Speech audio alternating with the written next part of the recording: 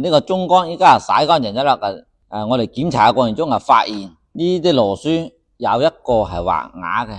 頭先同車主溝通過落去話喺上一次整呢個發動機嗰時候啊，係呢粒牙滑咗牙嘅，跟住佢就上落去上唔緊。好似呢啲嘅處理方法咧，好多人大部分揸油廠都建議成個總缸更換。如果成個總缸更換咧，費用就相對嚟比較高，因為呢台車咧嘅價值都唔係值好多錢嘅，都係值3幾萬蚊嘅啫。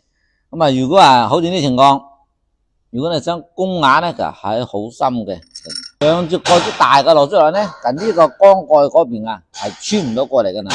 咁啊，依家話有咧，就我哋將呢度供好牙嘅套嗰個輸套落去，上翻原來個螺絲，咁樣做出嚟效果咧就同新係一樣。因為我哋呢種情況我哋試過好多啦，做過好多案例，基本上台都冇翻工嘅。咁啊，依家我哋一樣呢個採取呢種方法去做嗱。咁我哋而家先供咗啲牙落去先。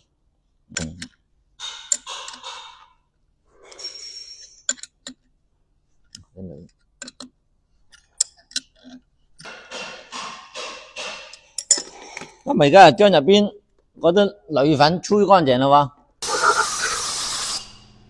好，咁啊吹乾淨咗啦。如果我哋再上翻呢張螺絲咧，就唔得噶啦。嗱，呢張已經好明顯晒咗噶啦。嗱，咁如果你上大嘅螺絲咧，個缸蓋呢個孔咧係穿唔到過去嘅。咁我哋而家透一個絲頭落去嗱，呢個絲頭，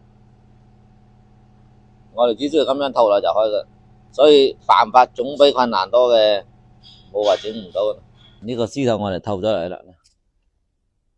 依家擰個牙上係好實，擰咗兩牙得，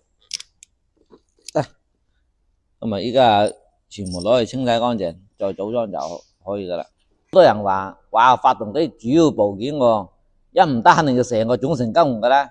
其實係講出呢個說話嘅人，佢係唔懂呢啲機械原理，佢又唔識，所以佢就唔夠膽嘗試，驚住會出現咩質量問題。其實呢啲係好似呢啲嘅案例，我哋已經試過無數次啦，裝上去從未試過失手過。嗱，咁啊依家好夜啦，咁啊聽日我哋再調個機頭上去啦。